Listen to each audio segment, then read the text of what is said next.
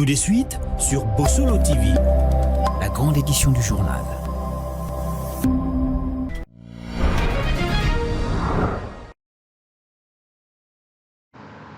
Et commençons par cette information qui nous vient de la présidence de la République. Ce mardi 13 mai, le président de la République démocratique du Congo, Félix Tshisekedi, a visité le mercredi 14 mai la société de production des permis de conduire, entreprise privée partenaire de la Commission nationale de délivrance des permis de conduire dans la commune de la Gombe à Kinshasa pour s'imprégner de son fonctionnement. Images et commentaires avec la presse présidentielle.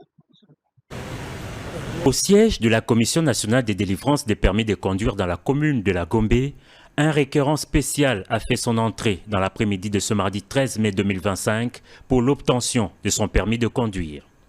Accueilli sur place par le vice-premier ministre, ministre des Transports, Voies de communication et désenclavement, le président de la République Félix Antoine Tshisekedi Tshilombo, premier citoyen du pays, est venu prêcher par l'exemple. Entouré de la première ministre et des quelques membres du gouvernement, le chef de l'État, guidé par les prestataires de la SPC, Société des permis de conduire, a respecté la procédure en 5 étapes définies par la CONADEP, Commission nationale des délivrances des permis de conduire. Il a avant tout retiré son formulaire devant lui permettre de passer les tests. Sur un écran tactile, il a réussi avec brio son test théorique en répondant à une série de questions. La pratique a été réalisée sur un simulateur de conduite. Sa note excellente lui a ouvert la voie à l'enrôlement biométrique. Soucieux d'offrir aux Congolais un document sécurisé, le président de la République a reçu des prestataires des assurances quant à la fiabilité et la sécurité de ce permis de conduire. Procédure respectée, le permis de conduire imprimé a été remis solennellement au chef de l'État. Moment important pour le pays qui avait suspendu de plusieurs années la délivrance de cette pièce. Ces permis de conduire intègrent une puce électronique et répond aux standards internationaux. L'exemple donné, quelques membres du gouvernement ont séance tenante emboîté le pas. Un pas qui devrait être suivi par tous les citoyens pour circuler en toute légalité.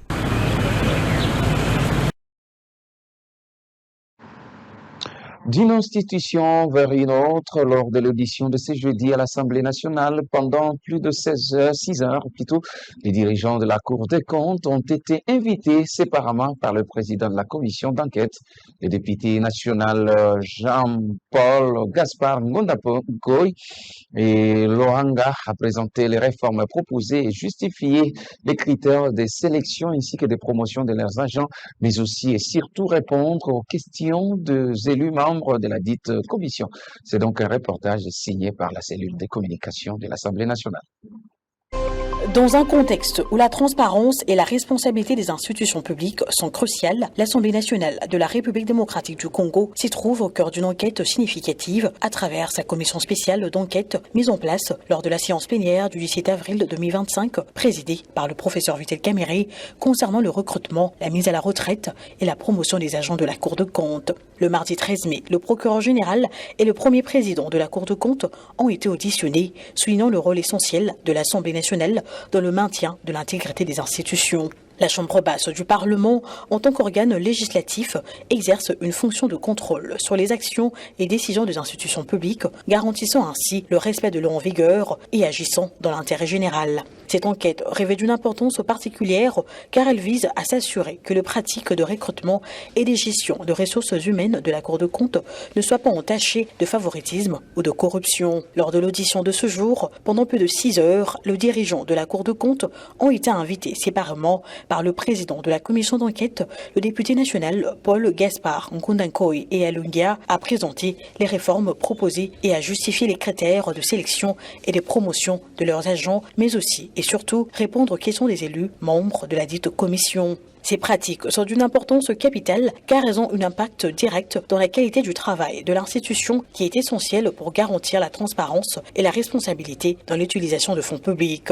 Non favorable à cette proposition concernant le recrutement, la mise à la retraite et la promotion des agents, un groupe de magistrats de la Cour de compte a été également auditionné un peu plus tard dans la soirée. En auditionnant ces hauts responsables de la Cour de compte, l'Assemblée nationale démontre sa détermination à faire la lumière sur les procédures qui pourraient avoir de conséquences majeures sur la gouvernance et la gestion financière du pays. En effet, une Cour de compte efficace et impartiale est indispensable pour assurer la bonne utilisation de fonds publics, une nécessité au regard de défis économiques auxquels la RDC est confrontée. De plus, cette initiative permet de renforcer la confiance du public envers les institutions. En menant une enquête rigoureuse et transparente, l'Assemblée nationale rappelle aux citoyens l'importance de la reddition de comptes tout en affirmant son rôle en tant que défenseur de droits des citoyens face aux abus potentiels du pouvoir. Et au ministère de l'Intérieur, il y a eu lancement ce mardi dans la province du Kwango à Kenge par le vice-premier ministre, ministre de l'Intérieur et Sécurité Jacquemain Chabani et de la vulgarisation des textes légaux relatifs aux comités provinciaux et locaux de sécurité, marquant ainsi une nouvelle étape dans le processus de renforcement de la gouvernance sécuritaire à la base. Reportage.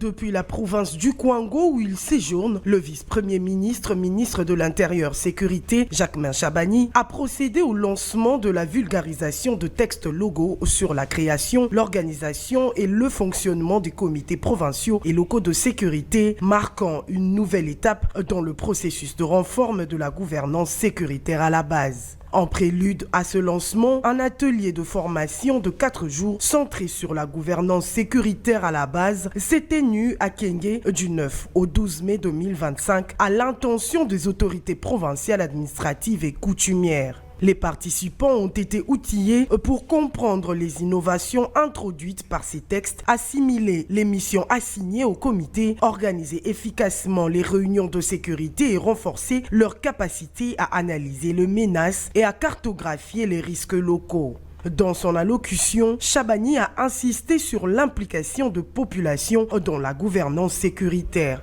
Pour rendre effective et efficace l'organisation des réunions de sécurité à tous les niveaux, de la province jusqu'au village, en passant par nos avenues et quartiers, avec l'implication de la population, j'ai personnellement signé, en date du 4 novembre 2024, 2 arrêtés portant mesures d'application du dit décret. C'est pourquoi ces textes réglementaires de la gouvernance sécuritaire vont être vulgarisés sur l'ensemble du territoire national pour faire en sorte que la population puisse s'approprier de la notion de la gouvernance sécuritaire à la base. La politique sécuritaire du gouvernement se veut inclusive et participative. Ensemble, nous allons protéger nos entités en développant une vigilance tout azimut face aux différentes menaces sécuritaire. Avec cette étape franchie, le Kwango devient la 4e province à bénéficier de cette réforme novatrice après Kinshasa, le Congo central et le Haut-Katanga. Les comités provinciaux et locaux de sécurité constituent désormais un cadre formel de coordination, de concertation, de prévention et d'alerte, renforçant ainsi la synergie entre les institutions étatiques et les communautés. Prenons d'abord cette information en bref. Prévue pour ce mercredi 14 mai 2025, le verdict dans l'affaire Boukangalonzo sera désormais connu le mardi 20 mai prochain. Ceci ressort de l'extrait du rôle de la Cour constitutionnelle consulté par la rédaction de Bossolo Télévision. L'ancien Premier ministre et actuellement député national Augustin Matata Ponyo, Deogracias Mutombo, ancien gouverneur de la Banque centrale du Congo, et Christo Grobler, patron de la firme sud-africaine, Africom, sont poursuivis par le parquet général près la Cour constitutionnelle pour détournement présumé de plus de 285 millions de dollars américains du projet du parc agro-industriel de Boukangalonzo.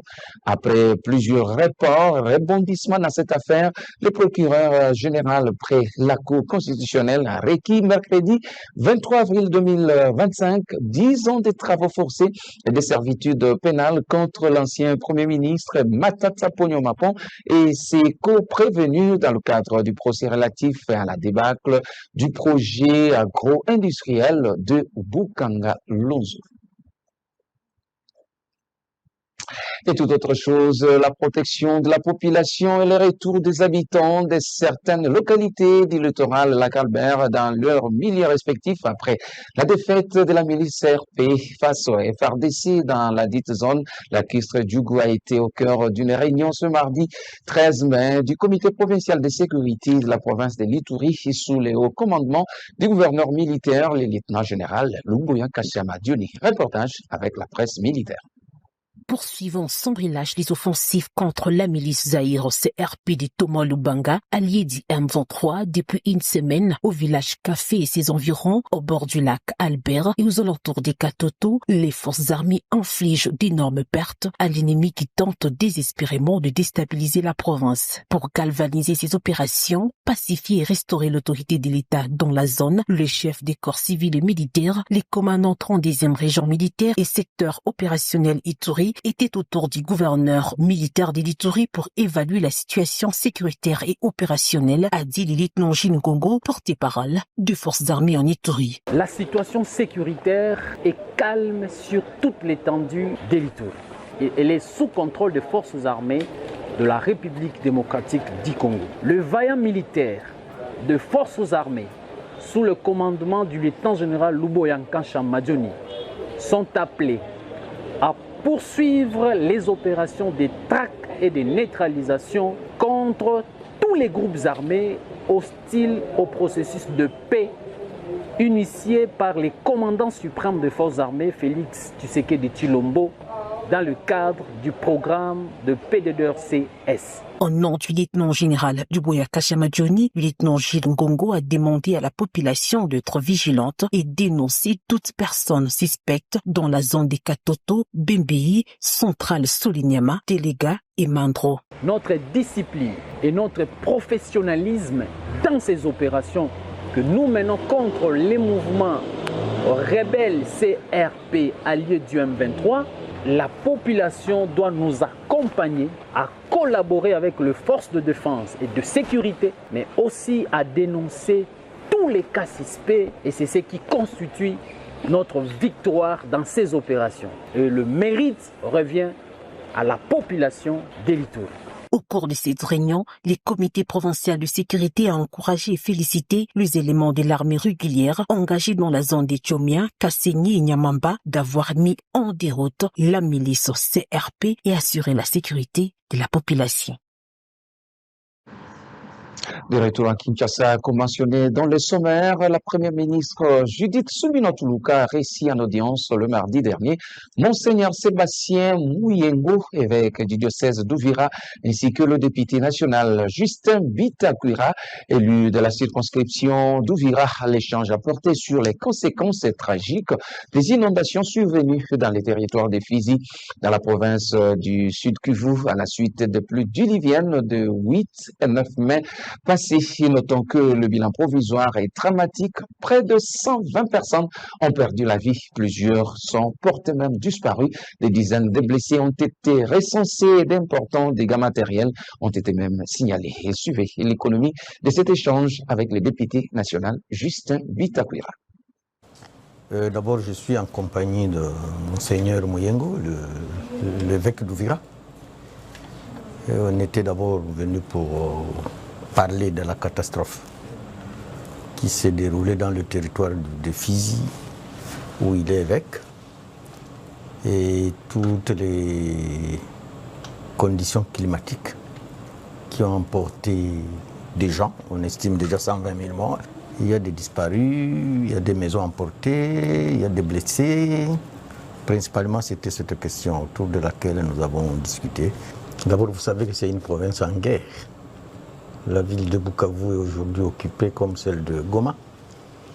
En plus de la guerre, maintenant, c'est la nature qui est en train de ravager les gens. Elle a promis l'appui du gouvernement, peut-être en 1, 2 ou 3 étapes, mais quand même, elle est consciente de la situation. Et nous espérons qu'il y aura accompagnement, il y aura appui. C'est à l'évêque qui bientôt va descendre sur le terrain qui peut me compléter à ce sujet. Quand vous voyez des rivières qui commencent à emporter des maisons, ils emportent les gens, ils emportent, c'est pas fou, des rivières. En plus de la guerre, vous savez ce que ça fait.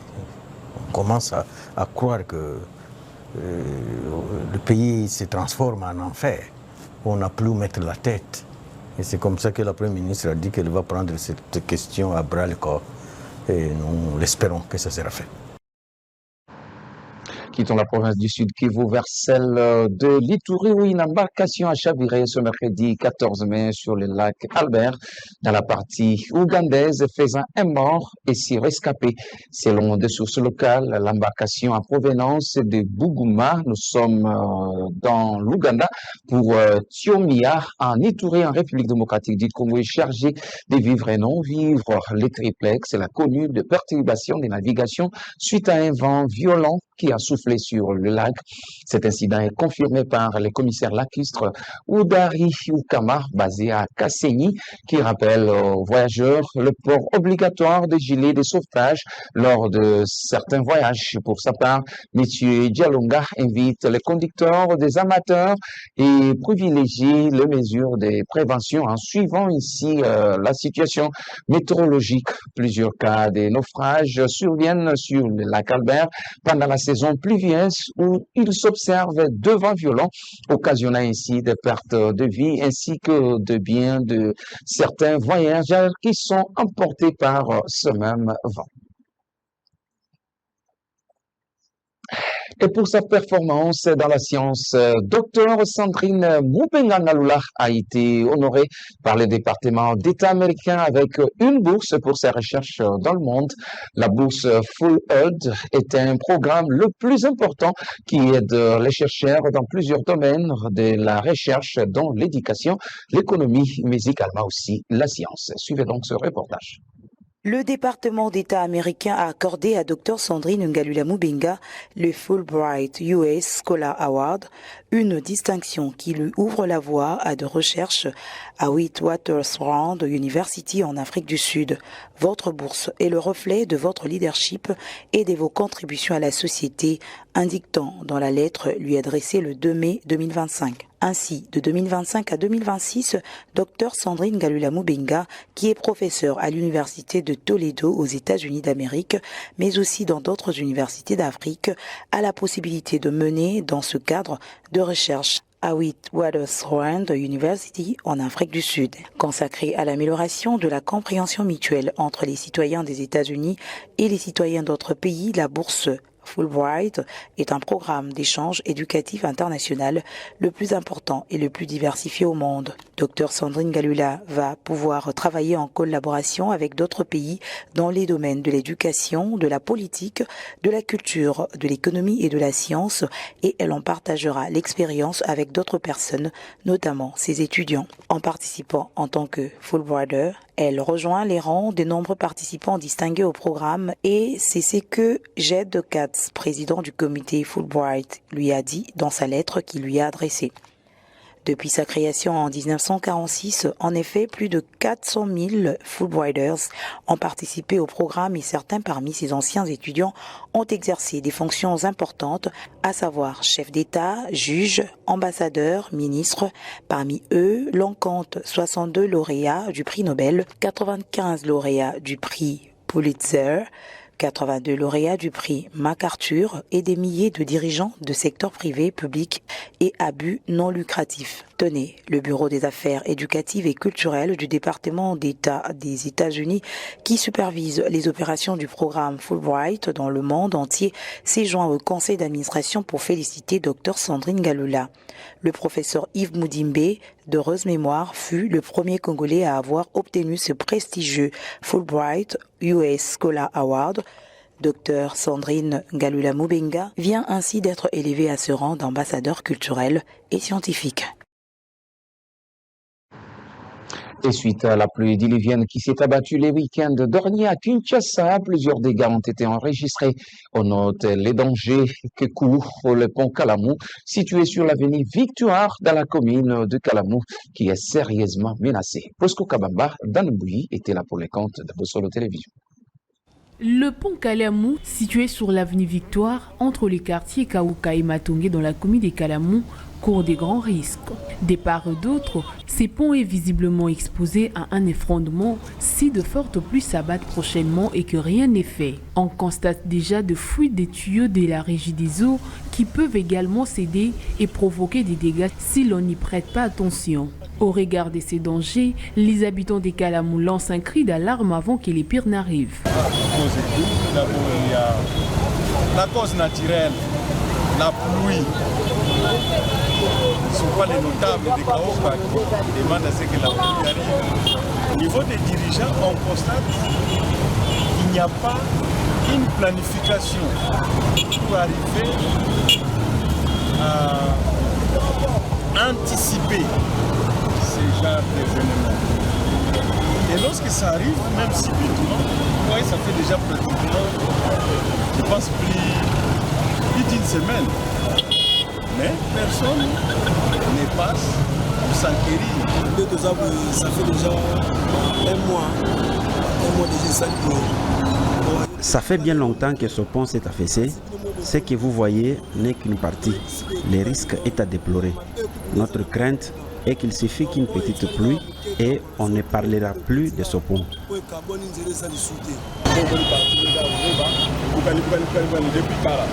Dernièrement, le gouverneur était de passage sur cet endroit. Il avait promis d'en prendre soin. Mais jusque-là, il n'y a toujours pas de solution.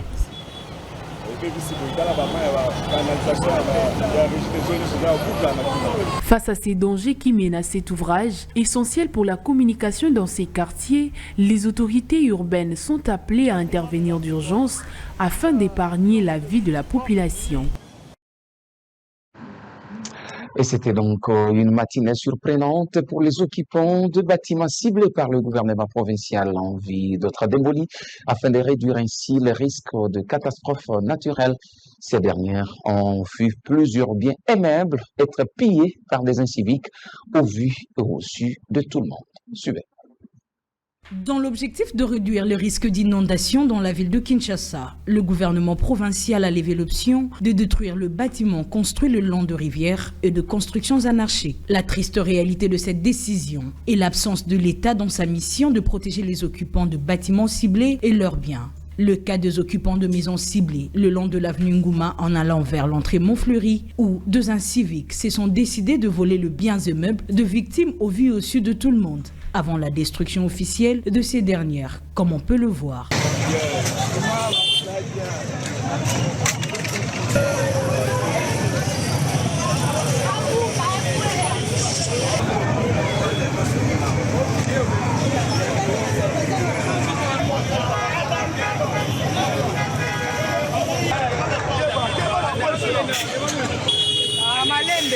Cette initiative du gouvernement visant à assainir la ville et réduire le risque de catastrophe est soutenable, mais la question qui se pose est: qu'en est-il de la protection et sécurité des occupants citoyens congolais? Aux autorités compétentes de prendre leurs responsabilités en main.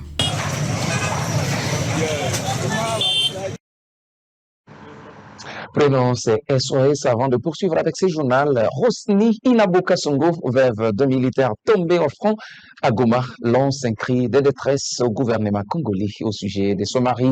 Elle est actuellement seule ici à Kinshasa avec ses 3 enfants qui vivent tous dans la précarité. Cette jeune femme enceinte attend avec impatience le versement de droits dus à son mari défunt afin de retrouver les sourires. Elle a été interrogée par Guina Mitonga et Jérôme Luzolo. Rosi Inabokasongo navanda nakakokolo na commandement dika tola na bureau commandement dika wana de place nazali. Je m'appelle Rosny Inabokasongo. Je réside actuellement au camp Kokolo, au commandement du camp. Je viens de l'Est, précisément de Goma. Je suis la femme d'un soldat. Cela fait exactement 1 mois que je suis ici à Kinshasa. Je suis venue faire les suivis concernant l'argent de mon mari décédé au front. On dirait que lorsque un policier ou un militaire meurt pour le pays, c'est pour le bien de la nation. Mais personne ne parle de ceux qui vivent les familles de militaires. On demande aux policiers d'aller se battre pour les pays, mais on n'interroge pas sur la manière dont vivent leurs familles. les orphelins que ces derniers ont laissés. Je demande aux autorités d'avoir une attention soutenue sur cette situation. Pour moi, c'est comme une malédiction qui a été jetée sur ma famille. Je suis étrangère ici et je suis à la dernière semaine de ma grossesse. L'argent de mon mari est bloqué. Je ne sais pas quoi faire. Je demande au président de la République de m'aider. Je suis allée à l'état-major et on m'a demandé de me rendre à l'AFT, à la 14e région militaire. Quand je suis arrivée là-bas, on m'a simplement dit d'attendre. C'est la seule réponse qu'on me donne. Même pour la nourriture des enfants, c'est devenu très compliqué. Les démarches deviennent longues et pénibles. Quand un policier meurt, c'est la gloire du pays. Mais personne ne pense à sa famille.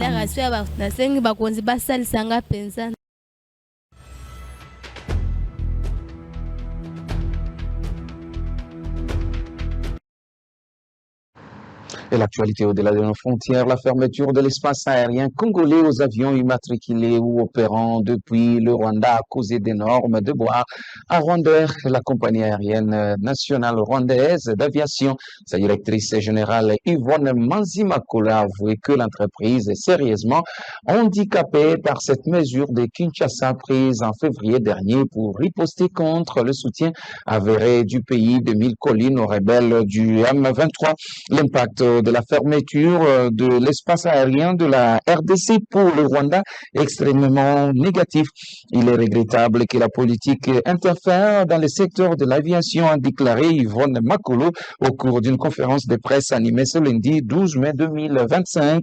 Elle a dans la foulée regretté la suspension de certaines lignes à cause de la fermeture de l'espace aérien congolais, non sans tenter d'assurer que ces équipes tentent sans bien que mal de s'adapter. Malheureusement, nous avons dû suspendre certaines lignes comme celle vers Brazzaville, Abuja ainsi que Cotonou car les temps des vols sont devenus trop longs. Notons que cette initiative diplomatique intervient pendant que le Rwanda est accusé d'être le principal soutien de rebelles du M23 qui contrôlent plusieurs localités congolaises dans la région du Kivu, notamment les villes de Goma et de Bukavu. Ce soutien bien attesté du Rwanda a précipité ainsi la détérioration des relations entre Kinshasa et Kigali, rompre depuis janvier dernier quand la RDC a rappelé son ambassadeur en poste au Rwanda et renvoyé celui du pays de Kinshasa, Kigali, accrédité en République démocratique du Congo. Donald Trump a accepté de saluer le président syrien par intérim à Ahmad al-Sheikh mercredi pendant sa visite officielle à Riyad, a fait savoir un responsable américain. Le président américain a réaffirmé lundi que les États-Unis allaient lever les sanctions contre la Syrie pour aider le pays à prendre un nouveau départ. Images et commentaires, c'est avec vous, Edouard Chama. Donald Trump a créé la surprise mardi en annonçant depuis Riyad qu'il levait les sanctions américaines contre la Syrie. À la veille de rencontrer au moins brièvement le président Ahmad al-Shari en Arabie Saoudite. Je vais ordonner l'arrêt de sanctions contre la Syrie pour leur donner une chance de grandeur, a dit le président américain en indiquant être parvenu à cette décision après des demandes pressantes de son hôte, le prince héritier saoudien Mohammed Ben Salman. Le président des États-Unis a accepté de saluer le président syrien par intérim mercredi pendant sa visite officielle en Arabie Saoudite, avait fait savoir plutôt un non responsable américain. Malgré les réticences d'Israël, allié des États-Unis, quant à l'évolution de la situation en Syrie où l'armée israélienne mène de frappe. Un concert de klaxons s'est élevé dans Damas, une scène de liesse après l'annonce de Donald Trump de la levée de sanctions contre la Syrie. C'est un bonheur incroyable pour tous les Syriens. Ce sera formidable pour notre pays. La construction reprendra, les réfugiés reviendront, tout le monde reviendra. Les prix baisseront. Le président américain a appelé les nouveaux chefs de l'État syrien à rejoindre les accords d'Abraham par lequel plusieurs pays arabes ont reconnu Israël en 2020 d'après un compte rendu publié par la Maison-Blanche. Il lui a également demandé d'expulser le terroriste palestinien et de prendre la responsabilité de prison détenant de membres du groupe État islamique en Syrie, selon la même source. Voilà, c'est par ici que s'étire le rideau de ce journal qui a été coordonné par Bosco Kabamba ainsi qu'Edouard Chama. Cette édition a été réalisée par Gédéon Chitumbi et Dan Mbouyi au nom de toute cette grande équipe de Bossolo Télévision. Merci de nous avoir suivis et surtout continuez à faire confiance sur la première chaîne au cœur d'investigation en République démocratique du Congo. Au revoir.